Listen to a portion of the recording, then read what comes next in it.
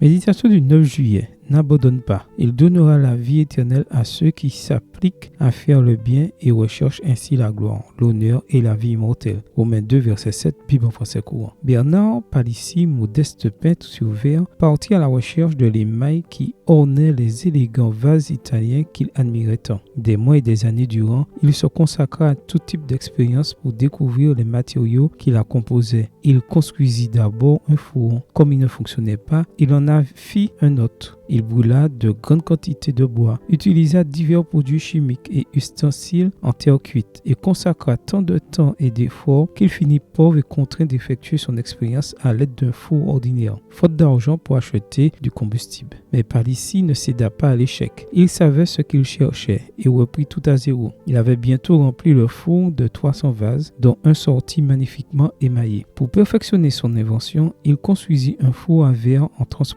lui-même les briques. Le moment de l'essai vint enfin, mais malgré 6 jours de chauffage du four, l'émail ne fondait pas. Il n'abandonna pas pour autant. Il emprunta plus d'argent, acheta plus de vases à émailler, plus de bois et chercha de meilleurs fondants, mais sans obtenir ce qu'il attendait. À court de bois, il arracha le bois de la haie et des meubles de la maison, mais sans toujours parvenir à faire fondre l'émail. Enfin, en désespoir de cause, il arracha l'harmonie du mur, la réduisit en pièces et la jeta dans le four. La grande explosion de chaleur fit enfin fondre l'émail et il en découvrit le grand secret. Il avait réussi grâce à sa persévérance. Alors le roi de France le nomma Potier du palais royal. L'histoire de Palissy souligne l'importance de la persévérance, une vertu chrétienne qui nous aide à rester fidèles à Dieu et à ses objectifs. Malgré les difficultés, les échecs et les tentations, elle nous donne l'assurance que Dieu contrôle la situation et qu'il peut rendre possible ce qui semble impossible. Quelles sont les choses qui te passionnent dans la vie? Quels sont tes rêves